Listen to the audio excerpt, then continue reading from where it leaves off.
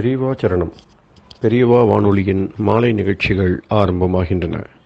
இன்றைய எமது நிகழ்ச்சிகள் நித்திய குரு பாதுகா பூஜா, ஸ்ரீ ரா கணபதி அவர்கள் எழுதிய புத்தகத்தின் ஒளிவடிவம், ஆன்மீக உரை, மகா பெரியவா மகிமை உபன்யாசம். பெரியவா சரணம். பெரியவா சரணம். அடுத்த நிகழ்ச்சி நித்திய குரு பாதுகா பூஜை. शुक्लाम्बरधरम् विष्णुम् शशिवर्णम् चतुर्भुजम् प्रसन्नवदनम् ध्यायेत् सर्वविघ्नोपशान्तये। ममोपात्त समस्त दुरितक्षयद्वारा श्रीपरमेश्वरप्रीत्यर्थम् गुरुप्रसादसिद्ध्यर्थम् गुरुप्रीत्यर्थम् गुरुपादपूजाम् अद्य करिष्ये। गुरुर्ब्रह्मा गुरुर्विष्णुर्गुरुर्देवो महेश्वरः गुरुः साक्षात् परब्रह्म तस्मै श्रीगुरवे नमः। अपारकरुणासिन्धुम् ज्ञानदम् शान्तरूपिणम् श्रीचन्द्रशेखरगुरुम् प्रणमामि मुदान्वहम्। सदाशिवसमारम्भाम् शङ्कराचार्यमध्यमाम् अस्मदाचार्यपर्यन्ताम् वन्दे गुरुपरम्पराम्. எல்லோரும் குருவை பெரிவாளை தியானம் பண்ணிண்டு அர்ச்சனை பண்ணுவோம். அஷ்டோத்திரம்.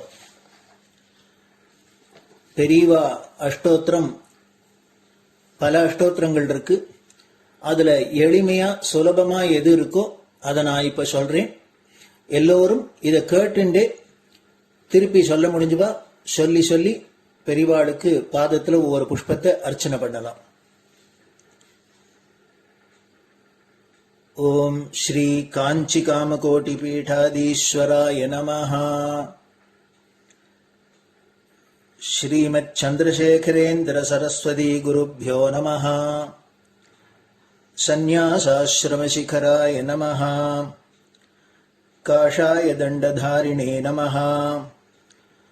सर्वपीठापहारिणे नमः। स्वामिनाथ गुरवे नमः। करुणासागराय नमः। जगदाकर्षण शक्तिमते नमः। सर्वचराचर हृदयस्थाय नमः। ओम भक्त परिपालक श्रेष्ठाय नमः। धर्म परिपालकाय नमः। श्री जयेन्द्र सरस्वत्याचार्याय नमः। श्री विजयेन्द्र सरस्वती पूजिताय नमः। शिवशक्ति स्वरूपाय नमः।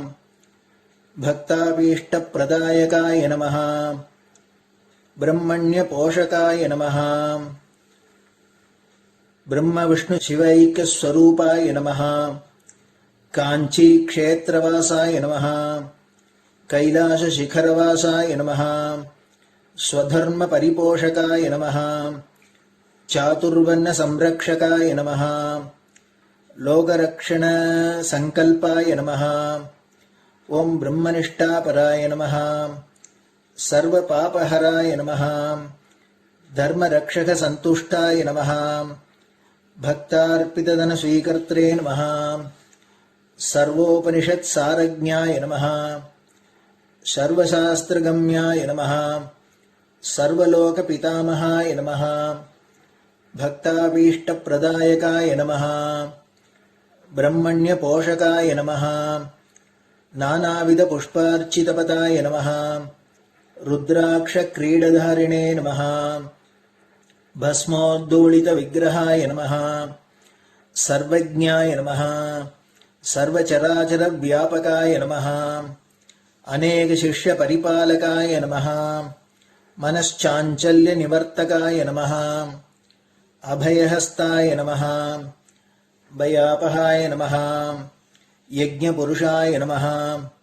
यज्ञानुष्ठान रुचिप्रदाय नमः। यज्ञसम्पन्नाय नमः। यज्ञसहायकाय नमः। यज्ञफलदाय नमः। यज्ञप्रियाय नमः। उपमानरहिताय नमः। स्फटिक तुलसी रुद्राक्ष हारधारिणे नमः। चातुर्वर्ण समदृष्टये नमः। ऋग्यजुस्साम अथर्वणादि चतुर्वेद संरक्षकाय नमः।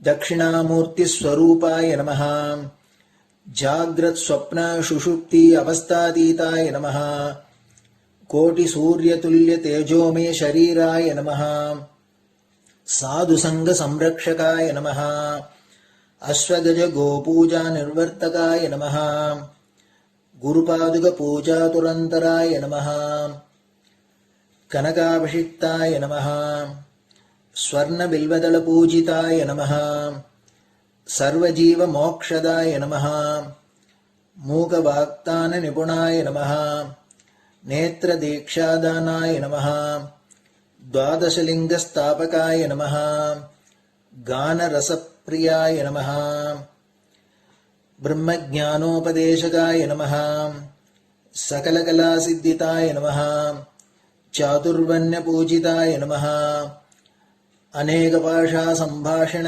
कोविताय नमः अष्टसिद्धिप्रदायकाय नमः ओम श्री शारदामठ सुस्थिताय नमः नित्यान्नदान सुप्रीताय नमः प्रार्थना मात्र सुलभाय नमः पादयात्रा प्रियाय नमः नानाविध मतपंडिताय नमः श्रुति स्मृति पुराणज्ञाय नमः देव यक्ष किन्नर किंपुरुष पूज्याय नमः श्रवणानंदकर कीर्तये नमः दर्शनानंदाय नमः अद्वैतानंदभरिताय नमः अव्याच करुणामूर्तये नमः शैव वैष्णवादिमान्याय नमः श्री शंकराचार्याय नमः दंडकमंडलोहस्ताय नमः वीणा मृदंग सकलवाद्यनाथस्वरूपाय नमः रामकथा रसिकाय नमः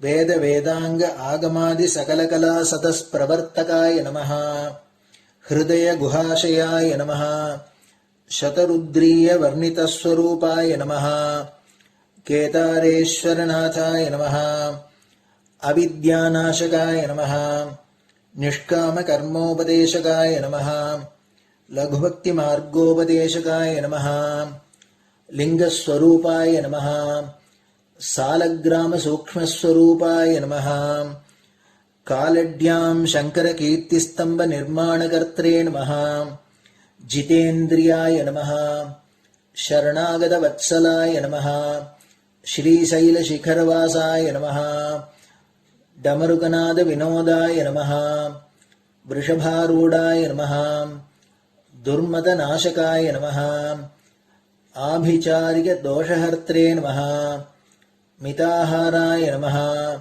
मृत्युविमोचकशक्त्याय नमः श्रीचक्रार्चनतत्पराय नमः दासानुग्रहकारकाय नमः अनुराधानक्षत्रजाताय नमः सर्वलोकख्यातशीलाय नमः वेंकटेश्वरचरणपद्मषट्पदाय नमः श्री महात्रिपुरसुंदरी समेत श्री चंद्रमौलीश्वर पूजाप्रियाय नमः श्रीमच्चंद्रशेखरेन्द्र सरस्वती सद्गुरु परब्रह्मणे नमः गुरुभ्यो नमः परमगुरुभ्यो नमः परमेष्टिगुरुभ्यो नमः परात्परगुरुभ्यो नमः गुरुपरम्पराभ्यां नमः गुरुपादुकाभ्यां नमो नमः.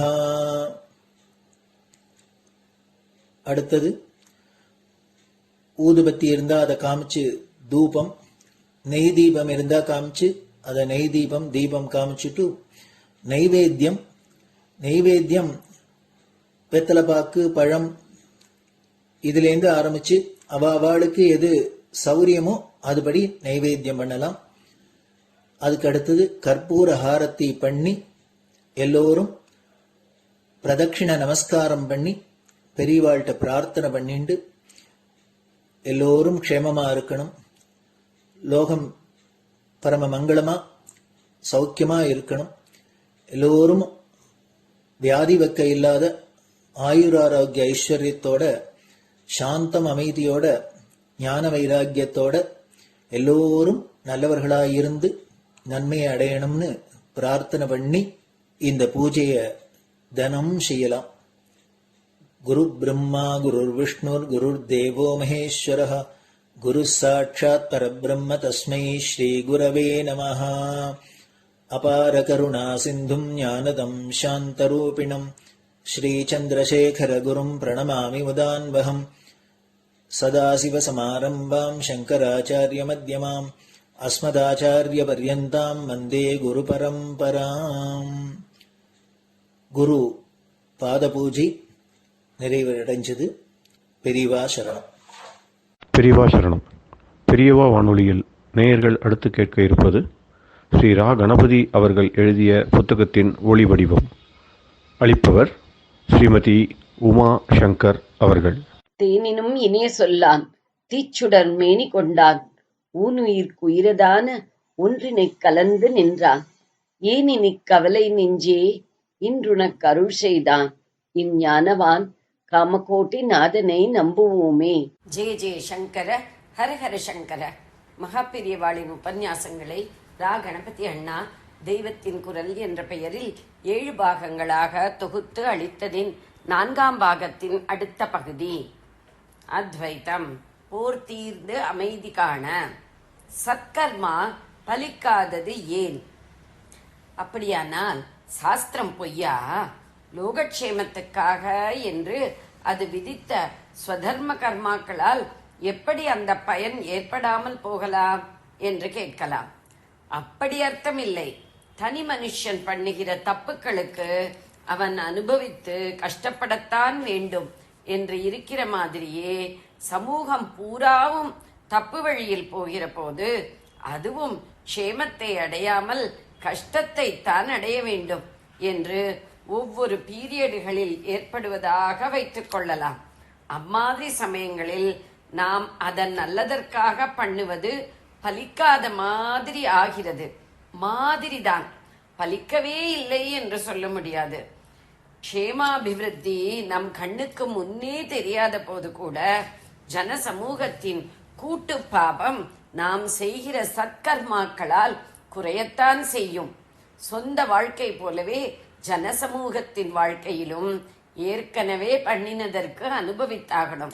அதை புதிசாக பண்ணுவதால் ஒன்றை குறைத்து கொள்ளலாம் அல்லது பெருக்கிக் கொள்ளலாம் என்று இருக்கிறது என்பதை புரிந்து கொண்டால் சாஸ்திரம் பொய்யா, ஏன் பலன் கிடைக்கவில்லை என்ற கேள்வி வராது.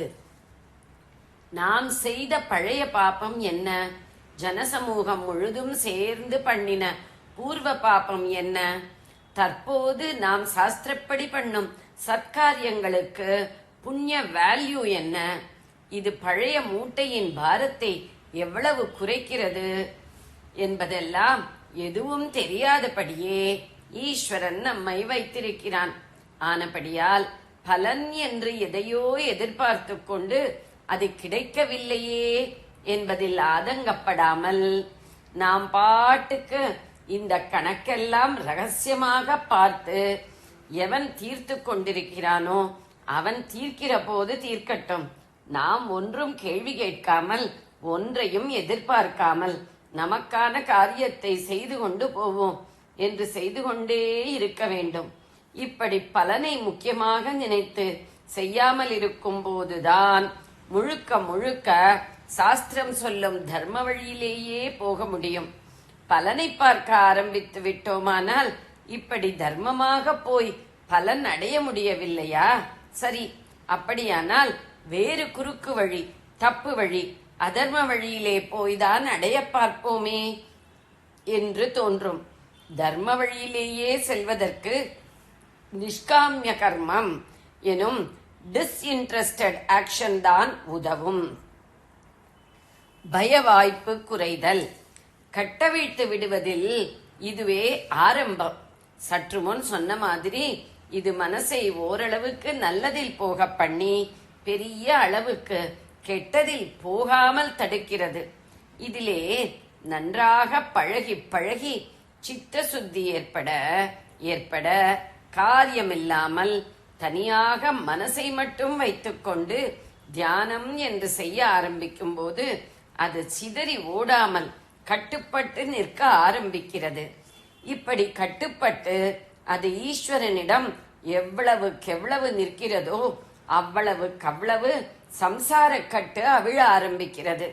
அப்புறம்தான் மனஸ் என்பதாக ஆத்மாவை குறுக்கி கட்டுப்படுத்தும் கட்டே ஈஸ்வரானுகிரகத்தினால் அவிழ்ந்து கர்மா செய்வதற்கு ஒரு தனி ஜீவன் என்பதே இல்லாமலாகி, எனவே சம்சாரக்கட்டை அடியோடு அறுத்துக்கொண்டு அத்விதீயமான ஆத்மாவாக ஜீவன் தன்னை அறிந்து அதிலேயே நிலைப்பதான முக்தி கிட்டுகிறது. பயத்துக்கு காரணமான துவைத்தம் போவது அப்போதுதான். கர்மா செய்யும் போதும் தியானம் செய்யும் போதும் துவைத்தம் தவிர்க்கவே முடியாதது. ஆனாலும் மனஸ் போனபடி நினைப்பதிலும் மனம் போனபடி காரியம் செய்வதிலும் துவைத்தம் நம்மை பயமுறுத்திய மாதிரி ஈஸ்வரனையோ பரமாத்ம தத்துவத்தையோ நினைப்பதான தியானத்திலும் தர்மமான கர்ம மார்க்கத்திலும் பயமுறுத்துவது இல்லை. நாம் ஈஸ்வரனை நினைக்கிறோம், அல்லது ஈஸ்வரன் என்று ஒரு ரூபமாக இல்லாமல் பரமாத்ம தத்துவம் என்று அவனுடைய சாரத்தை நினைக்கிறோம் என்றால், அப்போது அந்த ஈஸ்வரன் அல்லது தத்துவம் நினைப்பவனுக்கு வேறான த்விதீய வஸ்துவாகத்தான் இருக்கிறது. ஆனாலும் மற்ற நினைப்புகளுக்கு லட்சியமாகும் இந்திரிய விஷயங்களைப் போலவோ உலக வஸ்துக்களைப் போலவோ ஈஸ்வரன் அல்லது ஈஸ்வர தத்துவம் நம்மை குழியில் தள்ளிவிடக்கூடும் என்ற பயத்துக்கு இடமே இல்லை. ஆனாலும் மனஸ் இந்த உத்தம நினைப்பிலே ஒரு முகமாக ஆகி அற்றே போய்விடுகிற வரை வேறே ஒரு விதத்தில் ஓரளவுக்கு பயம் இருக்கும் தான். ஈஸ்வரனுமே வெளியிலே வேறு வஸ்துவாய் இருக்கிற வரையில் என்ன மாயம் செய்வானோ? மகா பெரிய பக்தர்களுக்கும் பிடிபடாமல் அவ்வப்போது ஓடிப்போய் மறைந்து கொண்டு கதற கதற விட்டு வேடிக்கை பார்த்தவனாயிற்றே. ஏதோ இப்போது கொஞ்சம் மனசுக்கு பிடிபட்ட மாதிரி இருந்தாலும் எப்போது நழுவி ஓடுவானோ? இந்த பாழும் மனசும் என்னென்ன குப்பை தொட்டிகளுக்கு ஓடுமோ என்கிற பயம் இருக்கத்தான் செய்யும். எந்த விதமான பயமானாலும் பயம் பயம்தானே. ஆதலினால் மனசுள்ள துவைத்த நிலையில் எத்தனை உச்சிக்கு போனாலும் அது பரிபூர்ண அபய நிலையாய் இருக்க முடியாது. ஆனாலும் மனசை இஷ்டப்படி விடும்போது அது ரொம்பவும் பயத்துக்கு ஹேதுவாக இருக்கிறார் போல இல்லாமல், பக்தி மார்க்கத்தில் போகும்போது பயம் என்பதற்கு ரொம்பவும் குறைவாகவே இடம் ஏற்படுகிறது. தர்ம கர்மாவும் இப்படித்தான்.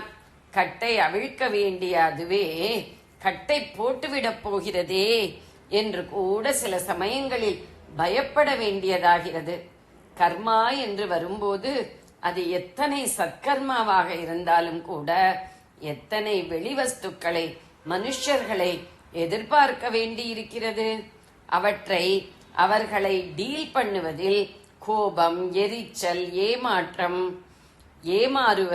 ஏமாற்றுவது இரண்டும் தான் எத்தனையோ ஏற்பட இடம் இருக்கிறது. அப்போது கட்டு தளருமா என்று இருக்கிறது. ஆனாலும் பலனை எதிர்பார்ப்பதில்லை என்பதில் மட்டும் தீவிரமாயிருந்து விட்டால் நாம் சின்சியராக நம்மால் முடிந்த மட்டும் பிரயாசை பண்ணுகிறோம். அப்படியும் இந்த வெளிவஸ்துக்கள் சரியா இல்லையா? ஏதோ சொத்தை சொல்லைதான் கிடைக்கிறதா? மனுஷர்கள் சாதகமாக இல்லாமல் குந்தகம் பண்ணுகிறார்களா? எல்லாம் அப்படியே இருந்துவிட்டு போகட்டும். இருப்பதை கொண்டு நம்மால் என்ன பண்ண முடியுமோ பண்ணலாம் என்பதாக கோபம் முதலான தப்புணர்ச்சிகளுக்கு இடம் கொடுக்காமல் இருக்கலாம். எத்தனை சொன்னாலும் துவைத்தத்தை சேர்ந்ததேயான கர்மாவிலும் பக்தியிலும் பரிபூர்ண அபய நிலை கைகூடாது. ஆனாலும் க்ஷணத்துக்கு க்ஷணம் பயத்துக்கு இடம் கொடுப்பதாக இருக்கிற சம்சாரத்திலிருந்து அபயபதமான அத்வைத்தத்துக்கு போக வேண்டுமென்றால் அதற்கு கர்மாவும் பக்தியும் தான் ஆரம்ப சாதனங்கள். எப்போதும் பயம் என்கிற நம்முடைய நிகழ்கால நிலை இவற்றிலே எப்போதாவது பயம் என்று ஆகிறது. அப்புறம் ஒருபோதும் பயமில்லை என்கிற நிலை. அந்த நிலை வர ஆரம்பத்தில் உதவி செய்வது ஸ்வதர்ம கர்மானுஷ்டானம்தான். அதனால்தான் கீதையிலே பகவான் ஸ்வதர்மத்தை பண்ணி அதிலேயே செத்தாலும் அதுவே ஸ்ரேயஸ். ஸ்ரேயஸ் பிரேயஸ் என்று 2 சொன்னேனே, நினைவிருக்கிறதோ இல்லையோ?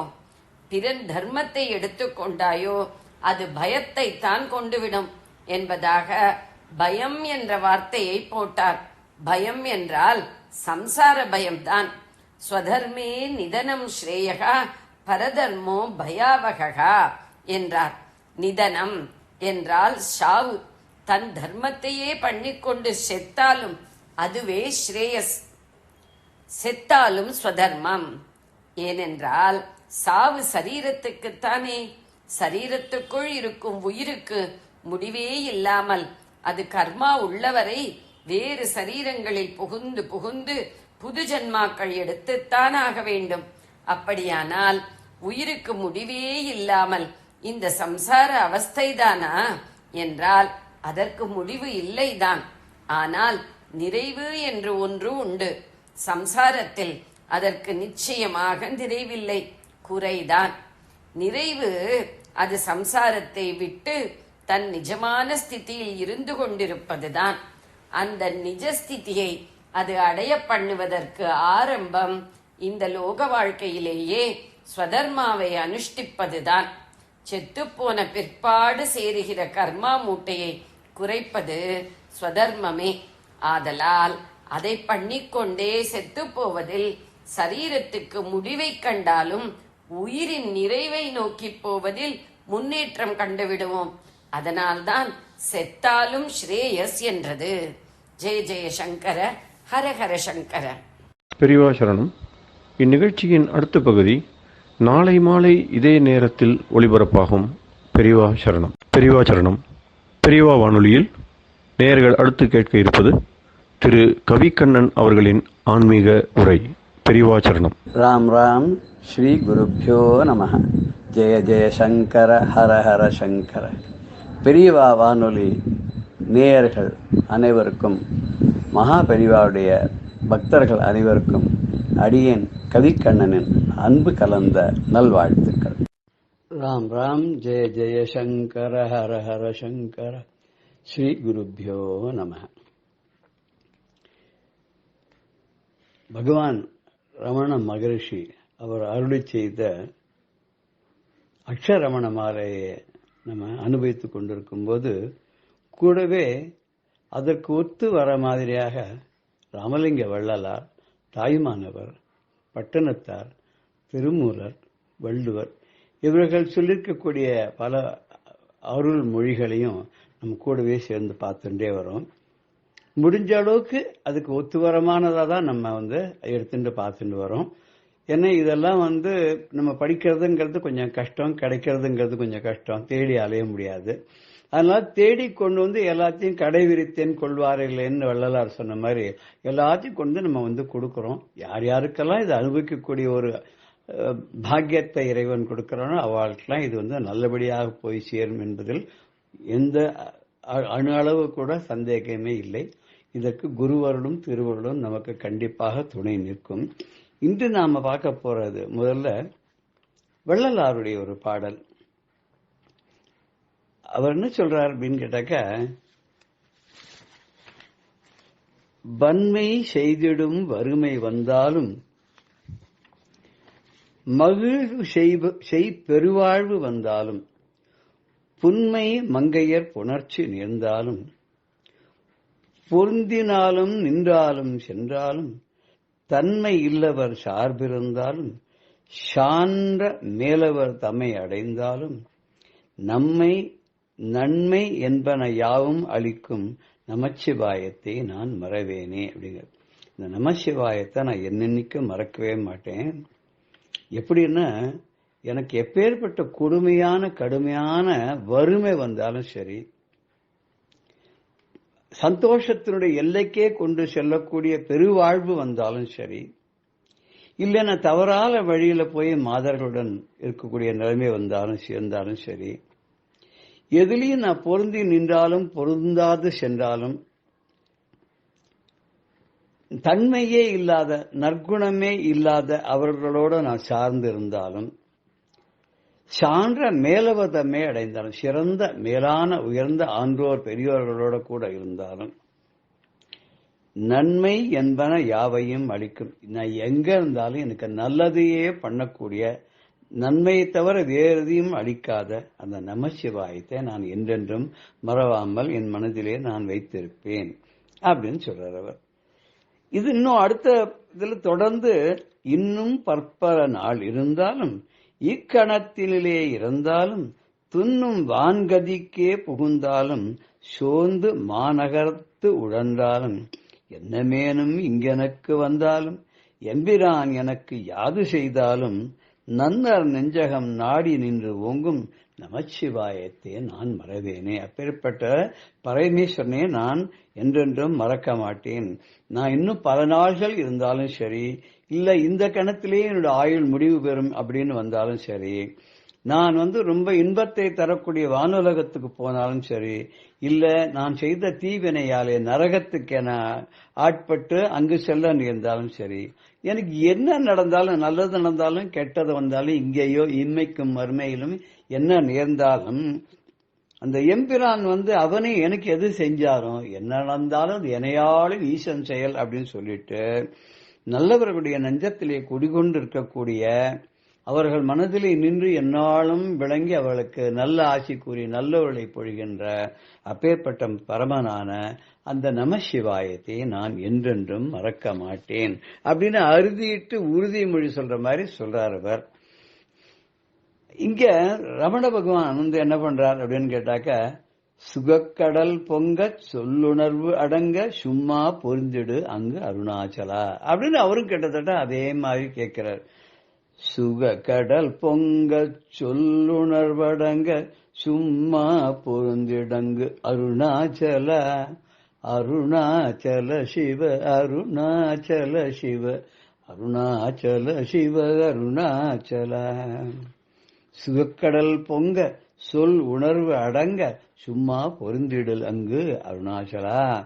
என்னுடைய இதயமானது இன்பம் நிறைந்த கடலாக பொங்கி அழ. சுகக்கடல் பொங்க, என்னுடைய ஹிருதயத்துல இன்ப வெள்ளம் பொங்கி அலை அலையாக அது பொங்கி பெரிய கடலாக வரணுமா. அப்படி இன்ப கடல்ல நான் என்னுடைய இதயம் ஆக, அதுல வாக்கும் மனமும் அடங்கி ஒடுங்கிட. சொல் உணர்வு அடங்க, இந்த வாக்கும் பொருளும், அதாவது சொல்லும் பொருளும் அடங்க. எதுல? அந்த இன்பமான வெள்ளத்தினால் ஆன அந்த கடல் இருக்க, என்னுடைய இதயத்தில் இருக்கக்கூடிய கடல் இருக்க, அந்த இதயம் பூரணமாக இருக்கக்கூடிய அந்த மகிழ்ச்சி கடல் இருக்க, அந்த மகிழ்ச்சி கடல் அலை பொங்கி எழ, அதனுடைய உள்ளுக்குள்ள வாக்கு மனம் எல்லாம் அடங்கி ஒடுங்கிட, அந்த மாதிரி சுகமான இடத்துல அவ்விடத்தில் நீ அமைதியாக தங்கி, நீ அங்க அமைதியா குடிக்கொள்ளணும். எப்பேற்பட்ட இடத்துல குடிக்கொள்ளணும்? என்னுடைய ஹிருதயத்துல நீ குடிக்கொள்ளணும். அங்க மகிழ்ச்சி வெள்ளம் பொங்கி எழணும். அலை மோதும் கடல் போல அந்த மகிழ்ச்சி என்னுடைய இதயத்தில் இருக்கணும். அந்த இடத்துல நீ அமைதியாக தங்கி சும்மா தியானம் பண்ணின்ற. நீ இதுல இமய மலையில இருக்கக்கூடிய கைலையங்கிரியில அங்க தியானம் எல்லாம் பண்ண வேண்டாம். என் மனதுக்குள்ள உட்கார்ந்து கொண்டு தியானம் பண்ணி கொண்டிரு அப்படின்னு சொல்ற. இந்த மனதுக்குள்ளே நீ வந்திருந்து என்றென்றும் தியானம் செய்வாக அப்படின்னு கேட்கிறார். இது எப்படி ரொம்ப நன்னா இருக்கு இல்லையா? மௌளவ் கங்கா சசாங்கவ் கரச்சரணத்திலே சீதளாங்கா புஜங்கான்னு அவர் அப்பய தீட்சை சொன்ன பாடல்ல எல்லாம் குளிர்ச்சி பொருந்தியதா இருக்கேப்பா உனக்கு. நீ இருக்கிறது இமயமலையில ஒரே பனி, தலையில குளிர்ச்சியான சந்திரன், கூடவே கங்கை, உடம்பு முழுக்க பாம்பு, உடல்ல பாது கருணாமூர்த்தியான அம்பாள். இப்படி உனக்கு எல்லாமே குளிர்ச்சியா இருக்கிறதோட சந்தன அபிஷேகம் வேற, இளநீர் அபிஷேகம் வேற, உனக்கு குளிரவே குளிராதா? நீ காம மோக நோய்களால உள்ளுக்குள்ள தகதகன்னு எரிஞ்சுட்டு இருக்கேப்பா என்னுடைய இதயம். அங்க நீ தங்கி ஏன் குளிர் காயக்கூடாதுன்னு அதே இங்க பகவான் ரமணர் வேறு விதமா கேட்கிறார். உன்னுடைய அருளாலே இடையம் இன்பக்கடல் நிறைந்ததாக, அதுல நீ சொல்லும் பொருளும் அடங்கிய பின் அந்த இடத்துல நீ நின்று அமைதியான அந்த சூழ்நிலையில உன்னுடைய தியானத்தை நீ ஏன் பண்ணக்கூடாது? உன்னுடைய தபஸை நீ ஏன் அங்க வச்சுக்க கூடாது அப்படின்னு கேட்கிற. இங்க சிவபுராணத்திலிருந்து இதுக்கு சமமா ஒண்ணு வருது. மெய்யே உன் பொன்னடிகள் கண்டு இன்று வீடுற்றேன், உய்ய என் உள்ளத்துள் ஓங்காரமாய் நின்ற மெய்யா விமலா விடைப்பாக வேதங்கள் ஐயா என ஓங்கி ஆழ்ந்து அகன்ற நுண்ணியனே அப்படின்னு வாதவூரார் சொல்றார். மெய்யே நீதான் மெய்ப்பொருள், உன் பொன்னடிகள் கண்டு இன்று வீடுற்றேன், உன்னுடைய திருவடிகளை இன்று நான் தரிசித்து வீடுற்றேன்னா நான் நல்ல பேறு பெற்றேன், பெரும் பேறு பெற்றேன். உய்ய என் உள்ளத்துள் ஓங்காரமாய் நான் உயரும் வண்ணமாக, ஓய்வு பெறும் வண்ணமாக, நற்கதி பெறும் வண்ணமாக, முக்தி அடையும் வண்ணமாக என்னுடைய உள்ளத்துக்குள்ளே ஓம்காரமாக நீ நின்ற மெய்யா, அப்பேற்பட்ட மெய்யனே, உன்னை தவிர மிச்செல்லாம் உலகத்துல போய் விமலா நீ எந்த விதமான கசடும் அற்றவனாக இருக்கிறாய். விடைபாகான எப்போதும் விடையோடு வருபவன், விடையேறி வரும் தூவன் மதிசூடி விடையேறி வருகிறான் இல்லையா, அப்படி நந்திகேஸ்வரரோட கூட இருக்கக்கூடியவனே, வேதங்கள் எல்லாம் 4 மறைகளும் ஐயா அப்படின்னு சொல்லி உன்னத்துவரர் யாருப்பா, நீதான் மூலப்பொருள், ஆதியும் மந்தம் மற்றவனாக இருக்கக்கூடியவன் தான் நீ அப்படின்னு உன்னை புகழ்ந்து உன்னை ஓங்கி உன்னுடைய புகழை சொல்லுகின்றன அல்லவா. அப்படிப்பட்ட நுண்ணியனே, என் மனதிற்குள்ளே நுண் அறிவாக விளங்கக்கூடியவனே அப்படின்னு சொல்லி திருவாதவூரார் சொல்றார். இதே ஆதிசங்கர பகவத் பாதர் இன்னொரு விதமா அவர் சொல்றார். ஏன் மனமே, சம்புவுடைய தியானமாகிய நல்ல நிலையான ஏரி, அந்த ஏரியை விட்டுட்டு அற்பமான சாக்கடை நீரால கலந்த அந்த நிரம்பி இருக்கக்கூடிய அந்த குட்டையில உழல விரும்பி உழன்று நீ ஏன் துன்பத்தை அடைகிறாய்? ஏன் மனமே, மனம்கக்கூடிய அன்னமே, அன்னப்பறவையே, எனது மனம் என்று சொல்லக்கூடிய பரமஹம்சா அப்படின்னு சொல்றோமோ இல்லையோ, மகான்களுடைய மனதெல்லாம் அன்னப்பறவைக்கு சமம் தூய்மையானதுன்றதுக்காக சொல்ற. அப்பேற்பட்ட நீ அந்த சம்புவுடைய தியானம், அந்த பரமேஸ்வருடைய தானம் சொல்லக்கூடிய அந்த நல்ல நிலை இருக்கும்போது அதை விட்டுட்டு அந்த ஏரி மாதிரி இருக்க, மானசரோவர் ஏரி மாதிரி இருக்கு, அந்த ஏரியில மூழ்கி இன்பத்தை தூக்காமல் நீ இந்த சாக்கடையால் ரொம்பின குட்டையில நின்னுண்டு நீ இதுல உழண்டு இருக்காயே, இதுன உனக்கு இது கொஞ்சம் கூட இந்த நன்னாவே இல்லையே அப்படின்னு சொல்றார். அந்த ஸ்லோகத்தை இப்ப பார்க்கலாமா? நித்யானந்த ரசாலயம் சுரமணி ஸ்வாந்தாம்பு அம்புஜாதாஸ்ரயம் ஸ்வச்சம் சத்விஜ சேவிதம் கலுஷகத் சத்வாசனா விஷ்கிருதம் சுபம் உத்யான சரோவரம் பிரஜ மனோஹம்சாவதம் சஸ்திரம் கிம் சுத்ராஸ்ரய பல்வல பிரமண சஞ்சாத ஸ்ரமம் பிராப்ஸ்யசி அப்படின்னு சொல்றார். நித்திய ஆனந்த ரசாலயம் சுரமுனிஹி ஸ்வாந்த அம்புஜாதாஸ்ரயம் ஸ்வச்சம் சத்விஜ சேவிதம் கலுஷஹுத் சத்வாசனா விஷ்கிருதம் சம்புத்தியான சரோவரம் பிரஜ மனோ ஹம்சாவதஸ்திரம் ஹம்சாவதம் சஸ்திரம் கிம் சுத்ராஸ்ரய பிரமண கிம் சுத்தாஸ்ரய பல்வல பிரமண சஞ்சாத ஸ்ரமம் பிராப்ஸ்யசி. கொஞ்சம் கடமுடான் தான் அந்த ஸ்லோகம் இருக்கு. நித்திய ஆனந்த ரசாலயம் சுரமுனிஹி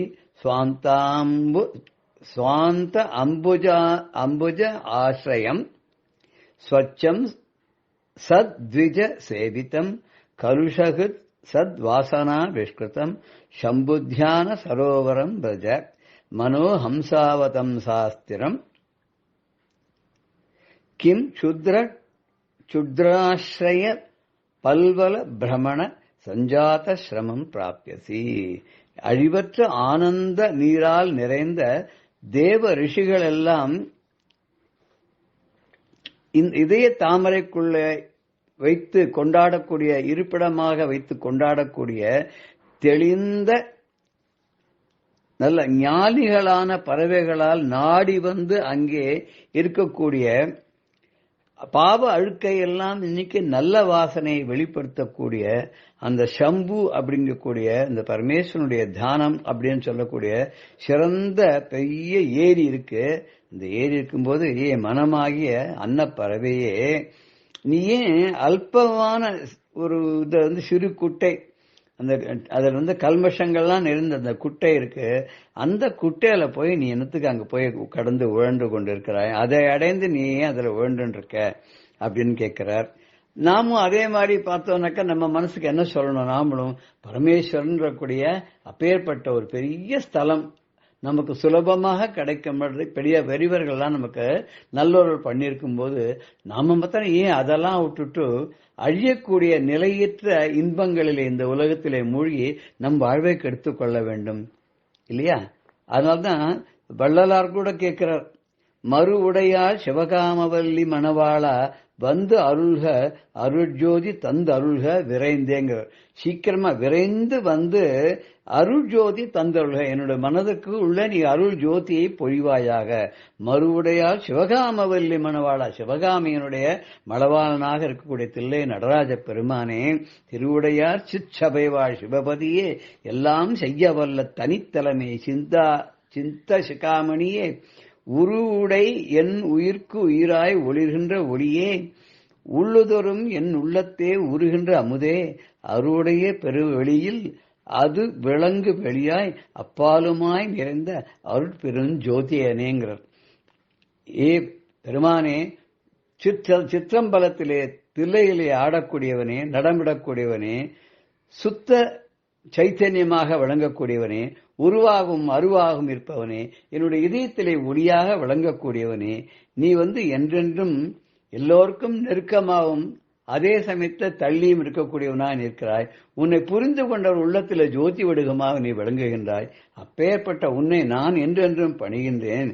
நீ என்னுடைய மனசுல தங்கி எனக்கு அருள் ஜோதியை பெருக்குவாயாக அப்படின்னு சொல்ற. என்னுடைய இதயமான இன்பம் நிறைந்த கடலாக பொங்கி எழ, அதுல வாக்கும் மனமும் அடங்கி ஒடுங்கிட, அந்த இடத்துல நீ அமைதியாக தங்கி சும்மா நீ இருக்கணும் அப்படின்னு ரமண பகவான் கேட்ட மாதிரியே எல்லாரும் கேட்கிறா. நாமும் அப்படியே கேட்போம். ஜெய ஜெய சங்கர, ஹர ஹர சங்கர, ஸ்ரீ குருபியோ நம. ராம் ராம். பெரியவா சரணம். இந்நிகழ்ச்சியின் அடுத்த பகுதி நாளை மாலை இதே நேரத்தில் ஒளிபரப்பாகும். பெரியவா சரணம். பெரியவா சரணம். அடுத்த நிகழ்ச்சி மகா பெரியவா மகிமை உபன்யாசம். வழங்குபவர் பிரம்மஸ்ரீ கணேச சர்மா அவர்கள். அபார கருணா சிந்தும் ஞானதம் சாந்தரூபிணம் ஸ்ரீ சந்திரசேகரகுரும் பிரணமாமி முதான்வகம். பெரியவா எப்படி குழந்தைகள் போனா குழந்தைகளா இருப்பா, வயசானவா போனா வயசானவாளா இருப்பா, படிச்சவா போனா படிச்சவாளா இருப்பா, பாமரன் போனா பாமரனா இருப்பா.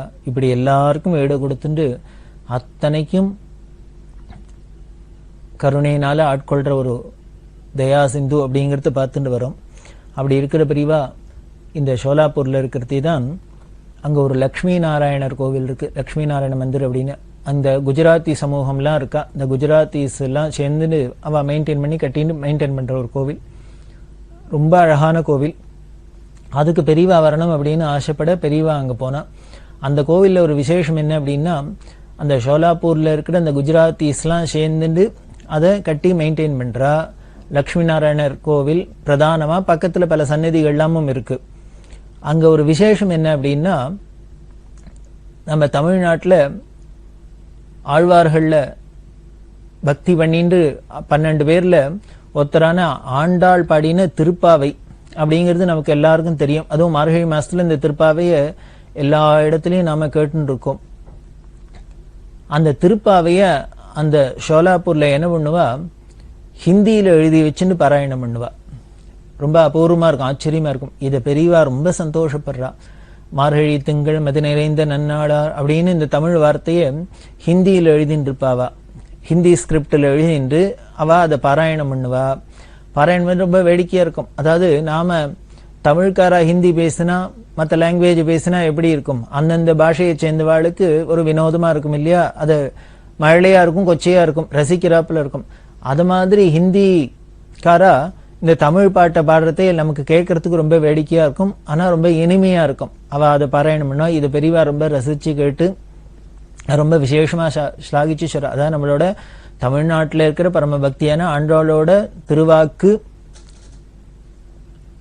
எங்கெல்லாம் பரவி இருக்கு பாரு. எங்கேயோ இருக்கிற மகாராஷ்டிரா தேசத்துல இருக்கிற சோலாப்பூர்ல இருக்கிற ஒரு கோவில்ல, பெருமாள் கோவில்ல கூட இது பாராயணம் பண்றாப்புல இருக்கு. அப்படின்னா அந்த பக்தி அப்படிங்கிற ஒண்ணு வந்து கொடுத்தோம்னா, அப்போ இது தமிழ்ல இருக்கே, நாம படிக்கப்படாது, பேசப்படாது, இது தமிழ்நாடு இல்லையே, அப்படி இல்லாம இல்லை.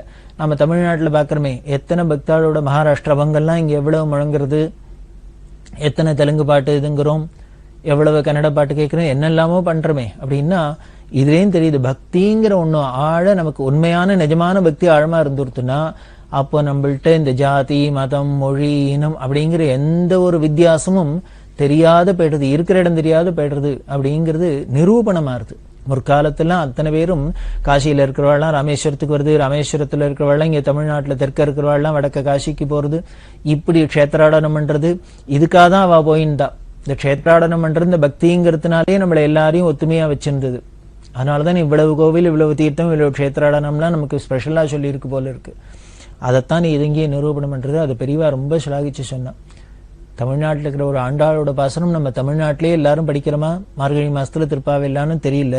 ஆனா இங்க இருக்கிறவா அவெல்லாம் குஜராத்தீஸ் இருக்கிற இடமும் மராட்ட தேசம், அதுல தமிழ் பாட்டை ஹிந்தியிலேயானும் எழுதி வச்சுன்னு படிக்கணும்னு ஆசைப்பட்டு பண்றாளே அப்படின்ட்டு ரொம்ப சந்தோஷப்பட்டா. அப்படி இருக்கிற அந்த குஜராத்தி லட்சுமி நாராயண கோவிலுக்கு பெரியவா போய் இருந்தா. அப்போ என்ன பண்ணினா, அங்க இருக்கிற அந்த குஜராத்தி சமூகத்தை சேர்ந்தவாள்லாம் சாயந்தரம் 4:30 மணிக்கு வர சொல்லு அப்படின்னு ஒரு நாளைக்கு அவள்லாம் பார்த்து பேசணும் அப்படின்னு பெரியவாளுக்கு கேடாவால்ஸ் அப்படின்னு சொல்லுவா. இங்க தமிழ்நாட்டிலேயே பார்த்தீங்கன்னா குஜராத்திஸ் எல்லாம் நிறைய இருக்கா, வியாபார நிமித்தமா இங்க இருக்கிறவா இருக்கா. அத்தனை பேருக்கும் அந்த குஜராத்திஸ் அத்தனை பேருக்கும் குலகுருவா இருக்கிறது காஞ்சி காமகோடி பீடாதிபதிகள் தான். இன்னி வரைக்கும் இந்த குஜராத்திஸ்லாம் காஞ்சி மடத்துல இருக்கிற பக்தியும் அவ ஆச்சாரியாளுக்கு பண்ற கைங்கரியமும் சொல்லி மாளாது. அப்படி இல்லாம பக்தி ஸ்ரத்தையா பண்ணிட்டு இருக்கிறது தான். அது அந்த பாரம்பரியமா இந்த உறவு நீடிக்கிறது. அதனால அவ அத்தனை பேரையும் இந்த குஜராத்திஸ் எல்லாம் சாயந்தரம் பார்க்கணும், 4:30 மணிக்கு வர சொல்லு அப்படின்னு ஏகாம்பரத்திட்ட சொல்லி அவர் சொல்லியிருந்தாரு. எல்லாரும் வந்தா. எல்லாரும் வந்திருக்கிறதே பெரியவா சொல்றா, அவ அத்தனை பேரையும் இங்க கூப்பிட்டு தன்னோட சந்தோஷத்தெல்லாம் வெளிப்படுத்தி அனுகிரகம் பண்ணிட்டு என்ன சொல்ல, முக்கியமான விஷயம் அங்க என்னன்னா, தமிழ்நாட்டுல ஸ்ரீரங்கம் இருக்கு. இந்த ஸ்ரீரங்கத்துல வைஷ்ணவனுக்கு ராஜதானி அப்படின்னு சொல்றோம். அந்த க்ஷேத்திரத்துல ரங்கநாதருக்கு தெற்கு கோபுரம் கட்டுறதுக்கு அப்போ ஏற்பாடு ஆயிருந்தது. அந்த கோபுரம் கட்டின்னு இருக்கு திருப்பணி ஜீயர் இருக்கார், அகோபிலமடம் ஜீயர் இருக்கார். அவர் தான் இதை பெருமுயற்சி பண்ணி இந்த கோபுரத்தை கட்டுறார். அந்த கோபுரம் கட்டுறதுக்கு ஏதானும் இவாள்லாம் ஒத்தாசை பண்ணும். ஏன்னா குஜராத்திஸ் அங்க இருக்கிறவாளும் என்ன சௌரியமாவே இருப்பா. இவாளோ திருப்பாவையெல்லாம் படிக்கிறா, இத்தனையும் விஷயம் தெரிஞ்சிருக்கு. அதனால இவாளுக்கு நிச்சயம் ஸ்ரீரங்கத்தை பத்தி தெரிஞ்சிருக்கணும். இந்த வைஷ்ணவத்துல பரிச்சயம் இருக்கிறதுனால, வைஷ்ணவாளா இருக்கிறதுனாலங்கிறதுனால பெரியவா இதை யூஸ் பண்ணிட்டு என்ன பண்றா, ஸ்ரீரங்கம் கோபுரத்துக்கு அவள்லாம் திருப்பணிக்கு கைங்கரியம் பண்ண முடியுமா ஏற்பாடு பண்ணினா. அது அவளுக்கெல்லாமும் பரம சந்தோஷமா இருந்தது, பெரியவாளுக்கும் பரம திருப்தி. இந்த ஸ்ரீரங்கம் கோபுரத்துக்கு அவளை கைங்கரியம் பண்ண சொன்னா அப்படின்னு ஞாபகம் வருது. அந்த ஸ்ரீரங்கம் இப்படி பார்த்தேன்னா ஆசிய கண்டத்திலேயே பெரிய மிகப்புயர்ந்த விமானம், பெரிய கோபுரம் அப்படின்லாம் சொல்லி அதுக்கு பெருமை சொல்றாப்புல அப்படி இருக்கு.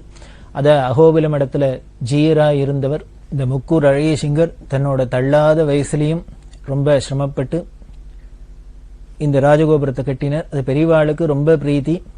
2 பேருக்கும் அகோபிலமிடம் ஜீயருக்கும் பெரியவாளுக்கும் அப்படி ஒரு அந்யோன்யம் வாத்சல்யம். இந்த ராஜகோபுரம் கட்டுறதுக்கு முக்கியமான காரணங்கள்ல ஒன்னா பெரியவாளும் இருந்திருக்கா. அதனாலேயே அவருக்கு ரொம்ப பெரியவாள்கிட்ட ரொம்ப மதிப்பு மரியாதை. அப்படி இருக்கிறதே அந்த ஜீயர் அவ்வளவு சிரமப்பட்டு தள்ளாடுற வயசுல இப்படி கட்டுறதுனால, இத்தனாம் பெரிய கோபுரம் கட்டணும் அப்படின்னா அதுக்கு எவ்வளவு காசு பணம் வேணும், எப்படி எல்லாம் பண்ணணும். அவரோ ஒரு சன்னியாசி. அதனால பெரியவா என்ன பண்ணுவா, தங்கிட்ட வரவாள்ல பக்தாள்ல பல பேரை இந்த கோபுரம் ஸ்ரீரங்கத்துல ஜீயர் ரங்கநாதர் கோபுரம் கட்டின்னு போய் அவனால முடிஞ்சதை கைங்கரியம் பண்ணுங்கோன்னு பெரியவா பல பேர் அங்க அனுப்பிச்சு பல பேர் பண்ணியிருக்கா. இப்படி பல பேரை சொல்லலாம் இந்த கோபுர திருப்பணியில ஈடுபட்டவா. அதுல முக்கியமா ஒருத்தரை சொல்லணும் அப்படின்னா திரைப்பட இசையமைப்பாளர் இளையராஜாவை சொல்லணும். இளையராஜா ஒரு டயர் கட்டி கொடுத்தார் அப்படிங்கிறது எல்லாருக்கும் தெரிஞ்சது. அதுக்கு முக்கிய காரணம் பெரியவா தான். பெரியவா மகாகாங்கிற இடத்துல இருந்தா. மகாகாமில் இருக்கிறதே தங்கிட்ட கைங்கரியம் பண்ணிட்டு இருக்கிறவாள்கிட்ட மௌனமா இருக்கா. இப்படி மண்ணில் உட்கார்ந்து இருக்கிற இடத்துல ரவுண்டு போட்டு வட்டம் போட்டு காமிச்சிக்கிறா. காமிச்சா சினிமான்னு எல்லாருக்கும் கூட இருக்கிறவளுக்கெல்லாம் புரியும். பெரியவா பண்ற அபிநயத்துல வச்சுட்டே அவ ஒன்னா வார்த்தைக்கு வார்த்தை அதை கோத்துண்டே வந்து சொல்லுவா. உடனே சினிமாக்கு அவ உடனே அபிநயம் பண்ணி காமிச்சா சினிமான்னா, உடனே இப்படின்னு காமிச்சா பாட்டு காமிச்சா, உடனே இசை அப்படின்னு தெரிஞ்சது. அதுல பல பேரை சொல்றதே பாடுறவாளா இசையமைப்பாளர் யாருன்னா ஒத்திரியா சொன்னா பேரை சொல்ற கூட இருக்கிறவா பெரியவா இல்ல இல்ல இல்லன்னு சொல்லிட்டு இருந்தா. கடைசியில இளையராஜா அப்படின்னு படிச்சா ஆமா அப்படின்னு தலையாட்டினான். தலையாட்டி என்ன பண்ணுன்னா இந்த கோபுரம் கட்டி கொடுக்குற அவரை போய் கட்டி கொடுக்க சொல்லும் அப்படின்னு. இத இங்க பெரியவா தரிசனத்துக்கு போற சந்திரமௌலின்னு ஒருத்தர், அவர் இளையராஜாவுக்கு ரொம்ப நெருங்கின நண்பர். இவர் இதை பார்த்துட்டு உடனே என்ன பண்ண இளையராஜா வந்து சொன்னார், உங்களை ஸ்ரீரங்கத்துல கோபுரம் கட்டி தர சொல்லி பெரியவா உத்தரவாயிருக்கு அப்படின்னா. இளையராஜாவுக்கு சர்ப்ரைஸா இருந்த ஆச்சரியமா இருந்தது. நாம ஒன்றும் பெரியவாள்கிட்ட போய் அப்படி எல்லாம் ஒன்றும் இதுங்க இல்லை, எப்படி நமக்கு அவளுக்கு என்ன கனெக்ஷன் தெரியல, ஸ்ரீரங்கம் கோபுரம் கட்டுறதுக்கு நம்மளையும் பெரியவா தேர்ந்தெடுத்தா நம்மள்கிட்ட உத்தரவு பண்ணணும் அப்படின்ட்டு, அதுவும் தான் இல்லாத போது யார்கிட்டயோ சொல்லியிருக்காளே அப்படின்ட்டு இவர் என்ன ஏதுன்னு விசாரிச்சர். உடனே என்ன பண்ணிட்டு இளையராஜா, பெரியவா உத்தரவினீங்கன்னா பண்ணிட வேண்டிதான் அப்படின்னு. அப்போ ஏதோ 35 லட்சமோ 40 லட்சமோ ஏதோ அதுக்குன்னு சொல்லாமே ஒரு பெரிய தொகை, எதுவா இருந்தாலும் பண்ணிவிடலாம் சொல்லிடலாம் அப்படின்ட்டு. இவருக்கு உடனே இளையராஜாவுக்கு இது இப்படி மனசுல ஓட ஆரம்பிச்சுடுத்து, பெரியவா எதுக்கு நம்மள இது மாதிரி பண்ண சொல்லணும் அப்படின்ட்டு. உடனே அதனால பெரியவாளை போய் இந்த சாக்கலையான தரிசனம் பண்ணா தேவையில்ல அப்படின்னு தோணி இவர் என்ன பண்ணார், ஷில்பின்னு ஓவியர், அவர்கிட்ட இளையராஜாவோட தன்னோட இஷ்ட தெய்வமான மூகாம்பிகைய கையால சித்திரம் வரைஞ்சு தர சொல்லி தன்னோட வீட்டுல பூஜைக்கு வச்சுக்கணும் அப்படிங்கிறதுக்காக ஏற்பாடு பண்ணியிருந்தார். அப்போ ஷில்பிகிட்ட சொல்ல, ஷில்பியும் பெரியவாள்கிட்ட ரொம்ப பக்தி உள்ளவர், மடத்தோட நெருங்கிய தொடர்புடையவர். அதனால இந்த ஷில்பி, இந்த சந்திரமௌலி, இளையராஜா 3 பேரும் இந்த மகாகாவுக்கு போனா பெரியவாள்கிட்ட சொன்னா, பெரியவாளுக்கு இது மாதிரி திருப்பி சொன்னா.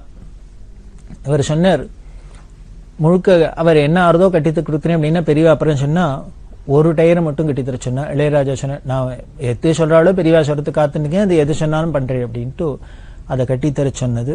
அது இளையராஜா ரொம்ப பெரும் பாக்கியமா தன்னோட வாழ்க்கையில மறக்க முடியாத ஒரு நிகழ்ச்சியில ஒன்னா வச்சுருக்கு. பெரியவா வலிய கூப்பிட்டு ஆட்கொண்டு தன்னை ஒரு பெரிய கோவில் திருப்பணி பண்ண வச்சு, அதுவும் மிக உயர்ந்த க்ஷேத்திரமான ஸ்ரீரங்கத்துல ஒரு கோபுரத்துல ஒரு டயர் கட்டுறதுங்கிறது சாதாரண காரியமா?